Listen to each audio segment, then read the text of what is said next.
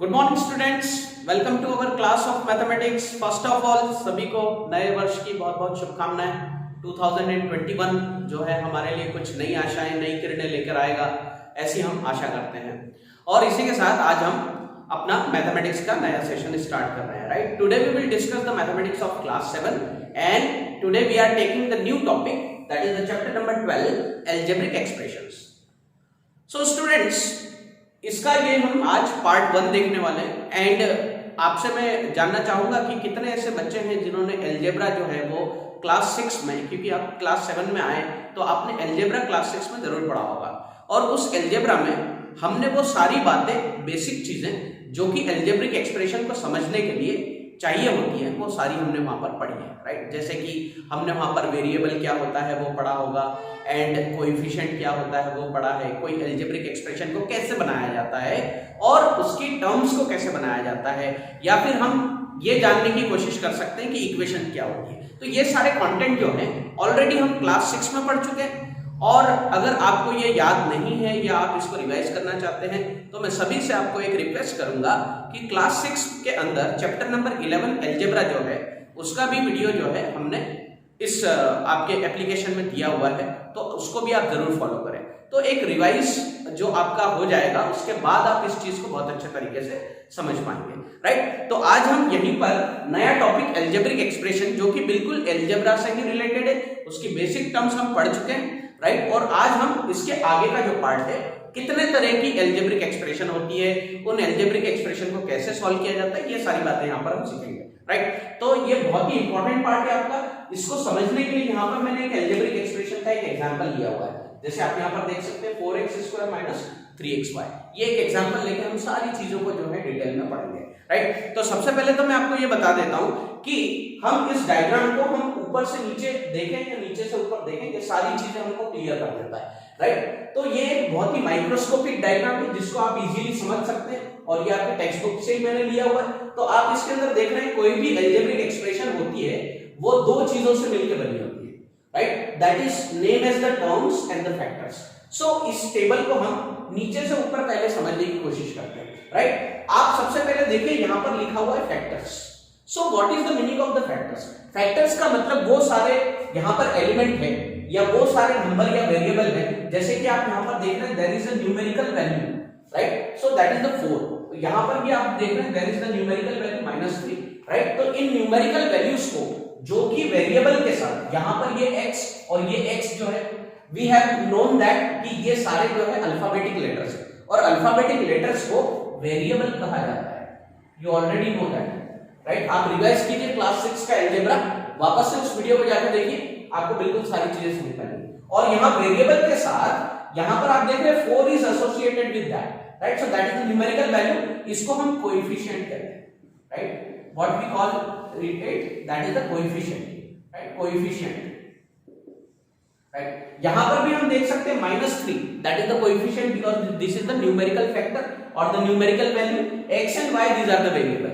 Right, यहां पर दोनों वेरिएबल सेम, लेकिन यहां पर दोनों वेरिएबल अलग अलग, ऐसा हो सकता है, डेफिनेटली हो सकता है। और इन सारी कोएफिशिएंट और वेरिएबल को अगर हम कंबाइन कर दें so we will get 4x²।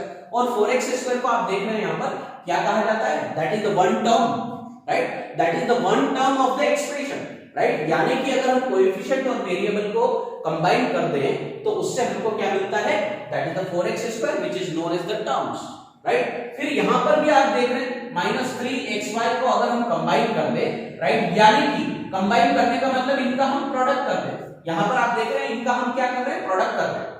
Combine करने का मतलब there may be the mathematical operation between them, यानी कि यहां पर कुछ ना कुछ मैथमेटिकल ऑपरेशन हम यूज करते हैं जब भी किसी भी फैक्टर को हम क्या करते हैं, कंबाइन करते हैं। राइट, तो बहुत ही आसानी से समझाने की कोशिश कर रहा हूं, बहुत ध्यान से समझिए, बहुत ही इंटरेस्टिंग टॉपिक है। जब ये बेसिक चीज आपको समझ में आ जाएगी तो आप एक्सप्रेशन को यूं चुटकियों में सॉल्व करने लग जाएंगे। राइट, तो 4x तो इससे बन गया that is 4x² and -3xy, इनको अगर हम मल्टीप्लाई कर दें तो हमारी जो नई टर्म है वो बन गई है -3xy। अब यहां पर 4x² एंड -3xy ये दोनों अलग अलग टर्म है।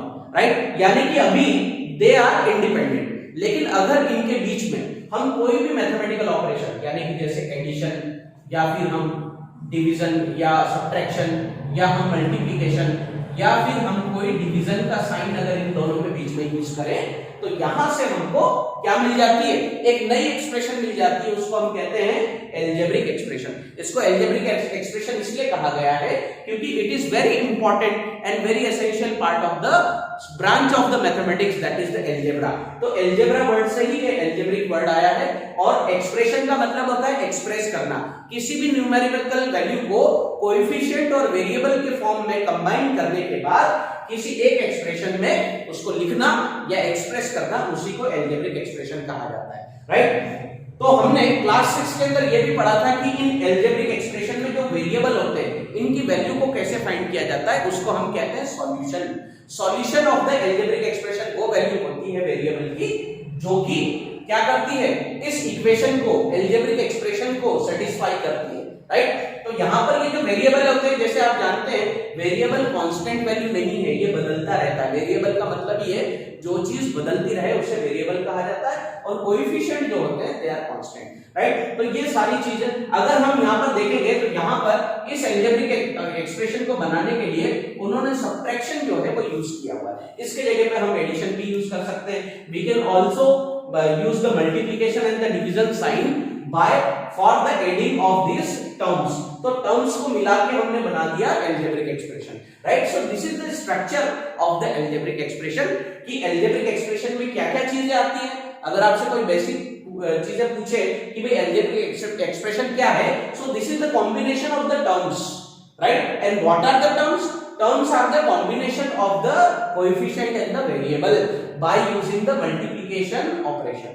यानी कि यहाँ पर मल्टीप्लिकेशन का साइन यूज करते हैं सारी फैक्टर्स को एक जगह पर इकट्ठा करने के लिए, और इनको जब हम कलेक्ट कर लेते हैं और एक उससे क्या बन जाती है, टर्म बन जाती है, and then it forms the expression, right. So this is the structure. अब इसी की जगह पे अगर मैं आपसे कोई नया एक्सप्रेशन के बारे में बात करूं, मान लीजिए हम इस एक्सप्रेशन को यहां से मिटा देते हैं और हम एक नया एग्जांपल लेते हैं, right. We will take the new example of the expression, right.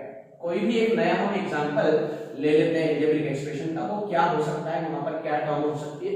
जैसे कि यहां से हम लोग एक कोई एग्जांपल ले लेते हैं, जैसे मैंने यहां पर एग्जांपल ले लिया है xy² प्लस 4xy, राइट। इस तरह की हम कोई एक नई एक्सप्रेशन ले लेते हैं, राइट। तो यहां पर आप देख रहे हैं ये जो xy² है ये एक नई टर्म है, right. That is the term because it is made up of the x and y square. देख रहे हैं आप दोनों ही वेरिएबल है यहां पर, राइट। इसका कोएफिशिएंट कितना होगा वो भी हम यहां पर लिख सकते हैं।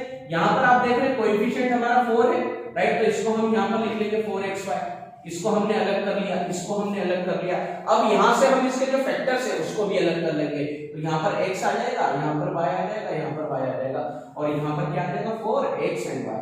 सो इन दिस मैनर, राइट, इस तरीके से आप यहां पर कोई भी एल्जेब्रिक एक्सप्रेशन में से टर्म्स को अलग कर सकते हैं और टर्म्स को अलग करने के बाद उसके फैक्टर्स हम बना सकते हैं। तो बिल्कुल सिमिलरली आपको इसी तरह के क्वेश्चंस आएंगे जहां पर आपको टर्म्स फाइंड करनी होगी, जहां पर आपको फैक्टर्स फाइंड करने होंगे। तो इस तरह के कुछ क्वेश्चन अभी हम सॉल्व करने वाले हैं। सो आई होप कि ये बहुत अच्छे तरीके से आपको समझ में आ गया है, राइट। इस डायग्राम को, इस तरह के जो क्वेश्चन है आप उसको बुक में भी फॉलो कर सकते हैं, right. So please note this information. We will see the next example.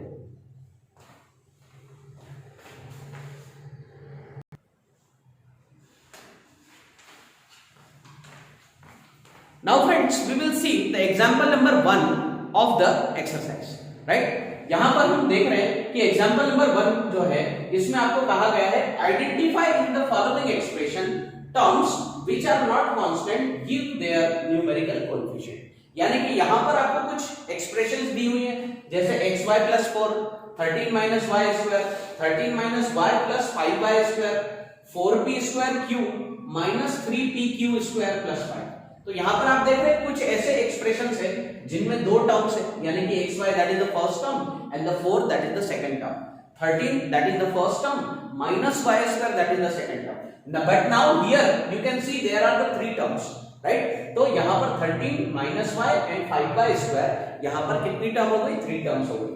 4pq² - 3pq² + 5, यहां पर भी 3 टर्म है। तो यहां पर आपको वो वैल्यूज बतानी है जो कांस्टेंट नहीं है।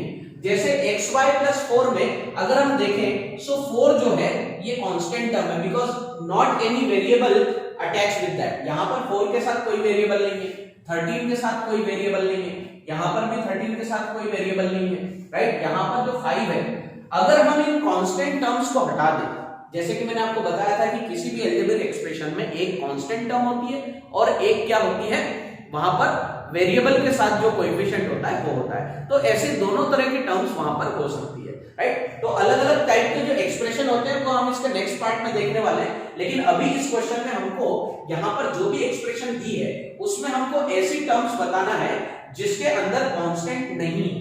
जैसे कि आप ये पहली जो टर्म है xy प्लस 4, इसके लिए यहाँ पर मैंने एक टेबल बना लिया। तो xy प्लस 4 के अंदर this is the given expression and यहाँ पर आप देखेंगे अगर हम 4 को देखें तो 4 इज द कांस्टेंट टर्म। तो हमको यहाँ पर कांस्टेंट टर्म नहीं लिखना है, हमको यहाँ पर ऐसी टर्म बताना है जिसमें वेरिएबल हो यानी कि वो कांस्टेंट नहीं हो, राइट। तो यहाँ पर xy जो है that is the term which is not constant, यहाँ पर लिखा है मैंने नॉट कांस्टेंट, और इसकी न्यूमेरिकल कोएफिशिएंट वैल्यू बताना है। यहाँ पर आप देख रहे होंगे कि इसके सामने यानी कि सामने इसके साथ कोई भी एक भी न्यूमेरिकल वैल्यू यहाँ पर लिखी हुई नहीं है, तो हमको उसको क्या कंसीडर करना है, 1, right. 1 is the common factor which is associated with all the variable terms, right. जितनी भी वेरिएबल टर्म्स होती हैं अगर उसके आगे कोई भी नंबर यहाँ पर या कोई भी न्यूमेरिकल वैल्यू नहीं लिखी है तो आपको समझना है कि वहां पर पॉजिटिव 1 यानी कि 1 वहां पर एसोसिएट है उसके साथ, right. So we can also write into 1, ऐसा भी हम लिख सकते हैं। इसीलिए यहां पर मैंने इसका न्यूमेरिकल कोएफिशिएंट xy का क्या लिखा है, 1 लिखा है। तो इन दोनों को हमको यहां पर क्या करना है, सेपरेट करना है। तो जैसे आप देख रहे हैं 13 माइनस वाई स्क्वायर, तो यहां से हम 13 को अगर हटा दें तो हमारे पास बचता है माइनस वाई स्क्वायर जो कि हमारी टर्म है, that is the variable term, right. तो इसके साथ अगर आप यहां पर देख रहे हैं तो माइनस का साइन है, राइट। तो माइनस के साइन के साथ यहां पर 1 भी है, जैसे कि अभी मैंने बताया कि अगर यहाँ पर कोई भी न्यूमेरिकल वैल्यू ना लिखी हो तो आपको माइनस का जो भी साइन है उसके साथ 1 को कंसीडर करना है। तो -1 जो है इट कैन बी एसोसिएटेड और multiply with the minus y square, right. तो यहाँ पर इसका जो न्यूमेरिकल कोएफिशिएंट है -1 आ जाएगा। उसके बाद हम थर्ड एक्सप्रेशन लेंगे -13, तो यहां से अगर इस कांस्टेंट टर्म को हटा दें तो हमारे पास -y और 5y² ये दोनों ही ऐसी टर्म है जिसके अंदर वेरिएबल हमको नजर आ रहा है जो कि कांस्टेंट नहीं है। यहां पर आप देख रहे हैं कि 5 हमारे पास है लेकिन ये 5 कोएफिशिएंट है, that is the constant value but it is not the constant because the variable is associated with it, right. तो माइनस यहां पर 5y² भी हमको लिखना पड़ेगा। तो -y का कोएफिशिएंट क्या हो जाएगा, -1, और 5y² का कोएफिशिएंट क्या हो जाएगा, 5, बिकॉज़ यहां पर पॉजिटिव 5 है, राइट। तो ये हो जाएगा। फिर 4p² और -3p² और 5 में अगर देखें तो 5 is the constant term, there is no variable with it, right. तो यहां पर 4p² एंड -3p² ये दोनों अलग अलग टर्म हो गई। यहां पर माइनस साइन को कभी भूलना नहीं, अगर कोई न्यूमेरिकल वैल्यू यहां पर माइनस साइन या पॉजिटिव साइन के साथ दी है तो वैसी की वैसी ही हमको यहां पर लिखनी पड़ेगी। अब यहां पर अगर हम देखें तो 4 is the coefficient of p²q and -3 is the coefficient of pq², इसीलिए हमने यहां पर 4 और यहां पर 3 लिखा हुआ है, राइट। सो हमने इस तरीके से यहां पर न्यूमेरिकल कोएफिशिएंट और यहां पर टर्म्स को दोनों को अलग कर लिया है bye eliminating the constant values. तो आप क्वेश्चन को ध्यान से पढ़िए और अलजेब्रिक एक्सप्रेशन में जो भी आपको करने को कहा गया है वो आप इस तरीके से टेबुलर फॉर्म में बहुत ही आसानी से कर सकते हैं, right. Now we will take the example number 2 which is given in your text book, right.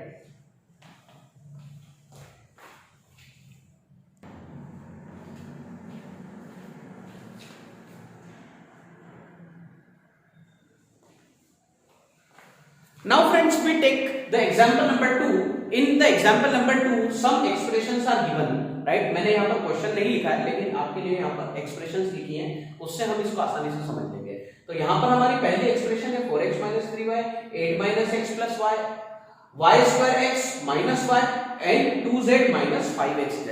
तो यहाँ पर ये जो एक्सप्रेशंस है इसमें हमको बताना है कि x का कोएफिशिएंट क्या है।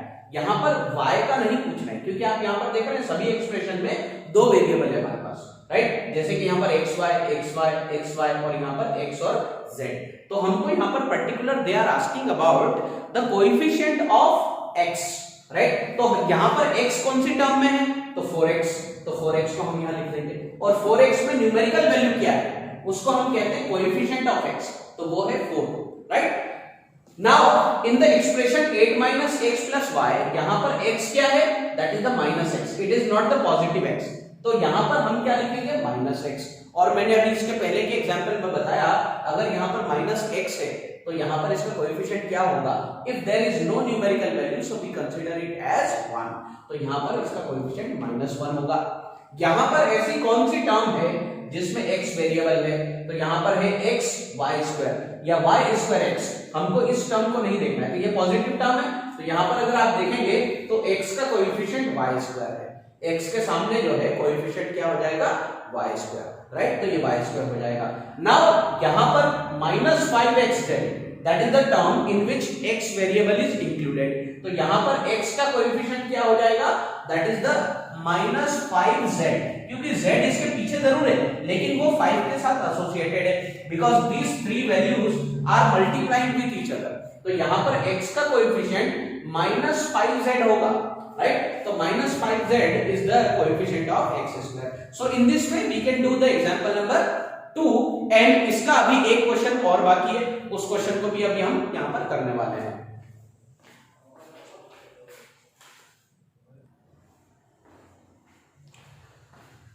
Now students, we will do the question number B of example number 2. इसके पहले हमने A किया था, तो वहां पर हमको अलजेब्रिक एक्सप्रेशन दिया था, यहां पर हमको कुछ अलजेब्रिक एक्सप्रेशन दी है, इसमें ये पूछ रहे हैं कि यहां पर y वेरिएबल के कोएफिशिएंट क्या है, राइट, तो हमको ऐसी टर्म्स ढूंढनी पड़ेगी जहां पर y अवेलेबल है, जैसे कि यहां पर 4x 3y में -3y that is included the y, तो यहां पर आप देखेंगे the terms with the factor y, यहां पर हमको y करना पड़ेगा, यहां पर भी हमको क्या लिखना पड़ेगा, कोएफिशिएंट ऑफ y, तो यहां पर y का जो फैक्टर है वो है -3y, terms with the factor y that is the -3y and the coefficient of y that is -3, तो यहां पर हम -3 लिख देंगे, right.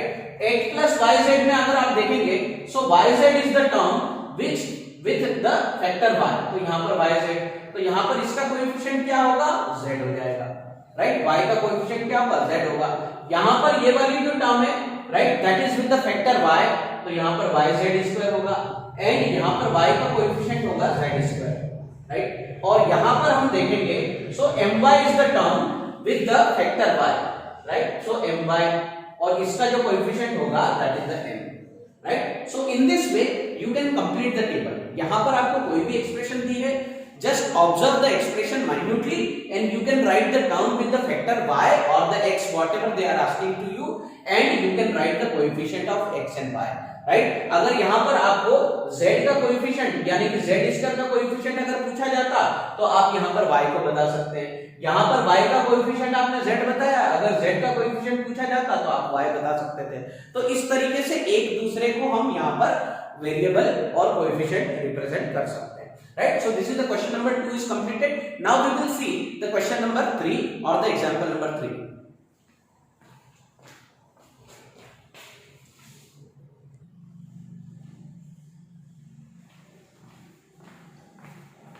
Now students, after completing the example number 2, we will do the example number 3, but before that we have to learn some important criteria that we didn't learn in the class 6.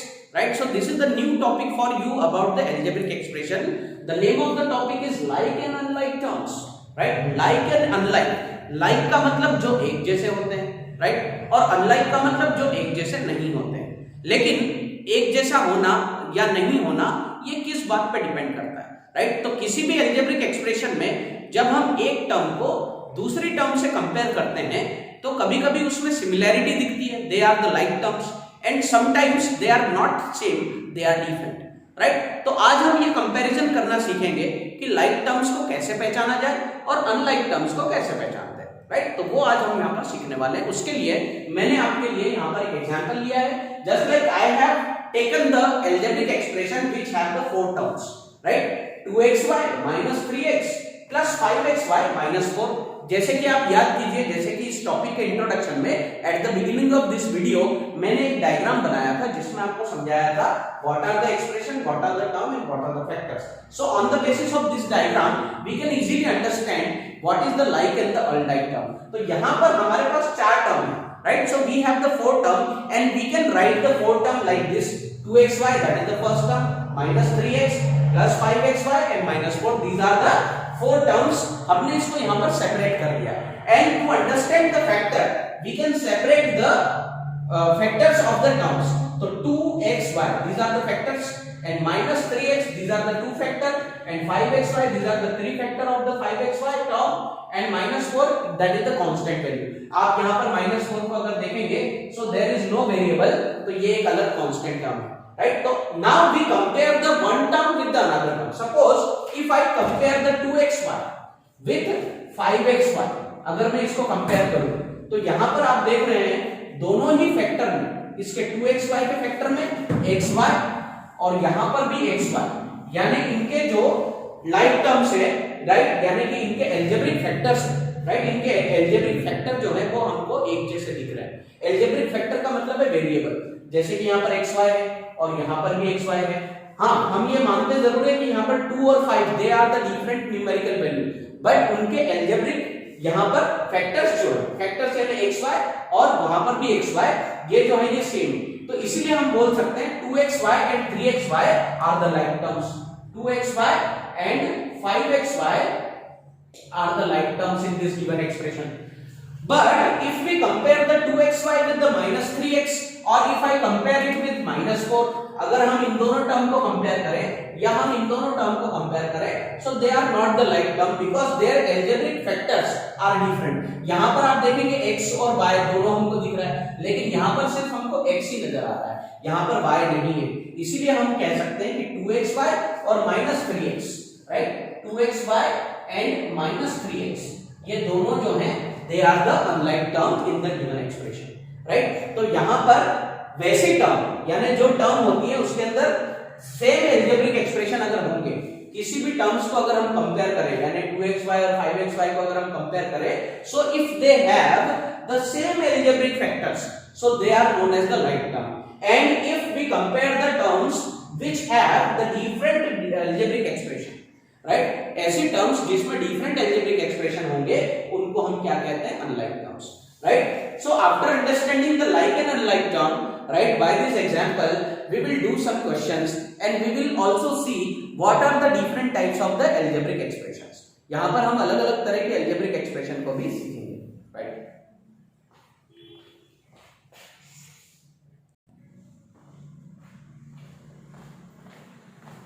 Now students, after understanding the like and the unlike terms, we will do the example number 3. I didn't write the question, but the table is prepared over here and we will solve or we will fill that table on the concept of that, right? So we have the serial number 1, 2, 3 and there are some pairs, right? You know that is not the expression. Exactly 7x भी अकेला अगर यहाँ पर term होगा तो ये भी expression ही है. तो यहाँ पर कुछ ऐसी एक्सप्रेशंस दी हैं और कुछ पेयर ऑफ एक्सप्रेशन दिया है जिसमें हमको बताना है कि ये टर्म्स लाइक है या नहीं है. जैसे कि यहाँ पर पहली जो पेयर है वो 7x और 12y. पेयर का मतलब एक साथ हमको दो एक्सप्रेशंस दिए, जैसे 7xy that is the first expression and 12y that is the second expression and we have to compare this pairs, right? इन पेयर को अगर हम कंपेयर करें तो इनके हमको सबसे पहले क्या लिखना है? फैक्टर्स लिखने हैं. तो हम फैक्टर कैसे बताएंगे? 7 मल्टीप्लाई x, तो 7 और x these are the two factors. 12y that is the 12 and y they are the factors, right? तो इस तरीके से हम लिखेंगे. अगर हम 15x में अगर देखें तो यहाँ पर 15 और दूसरा x, यहाँ पर ये एक फैक्टर होगा, राइट? यहाँ से राइटिंग अच्छी नहीं आ रही है, इधर से लिखेंगे हम इसको 15 और x. यहाँ पर अगर हम देखें तो इसके क्या फैक्टर होंगे? -21 is the first factor and x is the another factor. Now if we see this, तो यहाँ पर -4, a, b तीन फैक्टर होगा यहाँ पर, right? Because it is made up of the three factors. It is also made up of the three factor 7, b, a. Right? तो इस तरीके से हमने फैक्टर सेलेक्ट कर लिए. Now we have to see that algebraic factor same or different, यानी कि इन दोनों एक्सप्रेशन में, इन दोनों पेयर में, यहाँ पर अगर हम देखें तो क्या इनके algebraic factor सेम है? तो यहाँ पर आप देख रहे हैं यहाँ पर x है और यहाँ पर y है, so both are different. तो यहाँ पर x और y जो है वो दोनों ही बिल्कुल अलग अलग है. तो यहाँ पर हम क्या लिख देंगे? They are not same, they are different, right? They are different. अब यहाँ पर हम देखेंगे क्या ये like terms हैं? तो अगर इनके एल्जेब्रिक एक्सप्रेशन अगर डिफरेंट है तो ये लाइक टर्म नहीं हो सकती, ये अनलाइक टर्म होगी, राइट? क्या होगी? अनलाइक टर्म होगी। और अनलाइक टर्म अगर है तो क्यों है, तो उसका हम जस्टिफिकेशन वो रिमार्क में लिखेंगे। तो रिमार्क में हम जस्टिफिकेशन क्या लिखेंगे? Both the terms have different variables, right? The variable of both term are different. यहां पर हम लिखेंगे the variables of both terms या एक्सप्रेशन, है ना, टर्म्स या एक्सप्रेशन, राइट? या ऐसे लिखेंगे the variable of given pair are different. इसीलिए ये जो है एल्जेब्रिक एक्सप्रेशन यानी कि लाइक टर्म्स नहीं। Now if we see the 15x and -21x, तो यहां पर अगर आप देखेंगे तो दोनों के वेरिएबल सेम है, यहां पर दोनों x है, राइट? तो यहां पर हम क्या लिखेंगे? दे have the same algebraic factors, इसीलिए यहां पर ये लाइक टर्म होगा। ऐसी एक्सप्रेशन जिसके एल्जेब्रिक फैक्टर सेम होते हैं उसको हम लाइक टर्म बोलते हैं। तो यहां पर जस्टिफिकेशन हम क्या लिखेंगे? The variables of the given pair are same, right? इस तरीके से हम लिख सकते हैं, आप उसको कंप्लीट कर लीजिएगा। -4ab और यहां पर 7ba। अब आप सोच रहे होंगे कि जो इनकी जो सीक्वेंस है, एक तरफ ab है और एक तरफ ba है, तो क्या ये सेम हुए? तो बिल्कुल ये सेम ही है। a अगर आगे हो फिर भी वो b के साथ मल्टीप्लाई होगा तो सेम रिजल्ट मिलेगा, और b अगर आगे हो तो भी हमको सेम रिजल्ट मिलने वाला है। यानी कि आप वो रूल याद कीजिए जहां पर हमने देखा था कि ab ba होता है, right?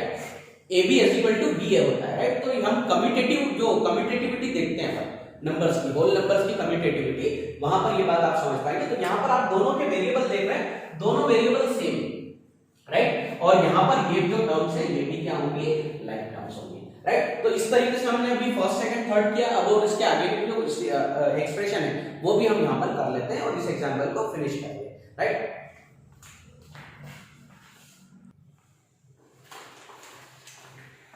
Now we will see some more example of the given pair. Just like the fourth pair is 3xy and 3x.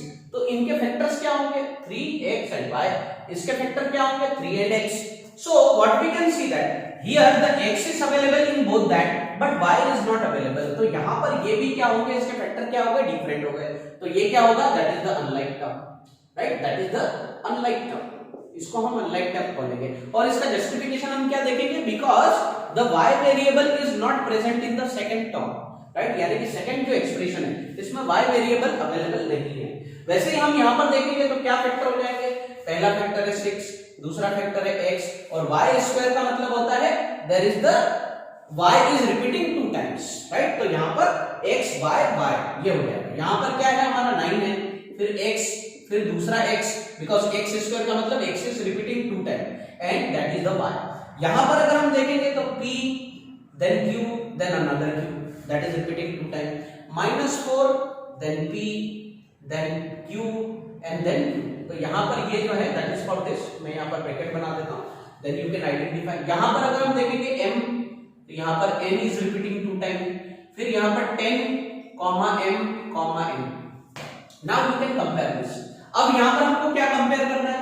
क्या इनके एल्जेब्रिक फैक्टर्स जो हैं क्या वो सेम है? तो यहां पर अगर आप देखें x is only 1 time and x is 2 time, y 2 time and the y is 1 time. तो यहां पर अगर हम देखेंगे तो वेरिएबल तो सेम है, इनके एक्सप्रेशन जो है एल्जेब्रिक फैक्टर्स जो है वो तो सेम है, लेकिन इनकी जो पावर्स है, जैसे कि यहां पर पावर 1 है और यहां पर 2 है, they are not matching with each other, they are not same. यहां पर 1 है, यहां पर 2 है, इसलिए ये अनलाइक टर्म्स होगी, right? So this is the new example that you can learn from here. यहां पर इसके एल्जेब्रिक फैक्टर तो सेम है, लेकिन इनकी जो पावर्स है यानी एक्सपोनेंट वैल्यू है दैट आर डिफरेंट, इसीलिए हम इनको भी यहां पर अनलाइक टर्म्स ही कहेंगे, ठीक है ना? यहां पर हम क्या लिख सकेंगे? Powers of variables are different. ये हमने इसका जस्टिफिकेशन दिया हुआ है, right? That is the different, right? Power of the variable are different, algebraic factors are same, right? यहां पर भी अगर हम देखेंगे तो यहां पर p है, यहां पर p नहीं है, q की पावर सेम, लेकिन ये भी क्या होंगे? They are different. So this is also the unlike term, right? They have the different algebraic expression with their powers, and this is the reason they are also the like terms, unlike terms. Right. यहां पर अगर हम देखें तो यहां पर भी same चीज आपको देखने को मिल रही है, m and n both the algebraic factors are same but their power is different. तो ये भी क्या हो जाएगा, that is the different and this is the unlike term, right. तो इस तरीके से हम यहां पर लाइक और अनलाइक टर्म के कॉन्सेप्ट पे एग्जांपल नंबर 3 यहां पर हम फिनिश कर चुके हैं, right। Now after completing these three examples you will be able to solve the exercise 12.1, but one thing I want to say that अभी यहाँ पर एग्जाम 12.1 में जो भी आप क्वेश्चन करेंगे उसके मैंने आपको टाइप्स बता दिए, उनको आप जरूर ट्राई कीजिएगा। लेकिन अभी भी यहाँ पर एक कंसेप्ट हमने नहीं किया है, the different types of the algebraic expression, जैसे कि जिसको हम मोनोमियल, बाइनोमियल, ट्राइनोमियल जो कहते हैं, वो अभी यहाँ पर हमारा इस वीडियो में कवर नहीं हो पा रहा है। We will cover that part in the next second part of this video, right. इसके हम सेकंड पार्ट में जो है उसको कवर करेंगे।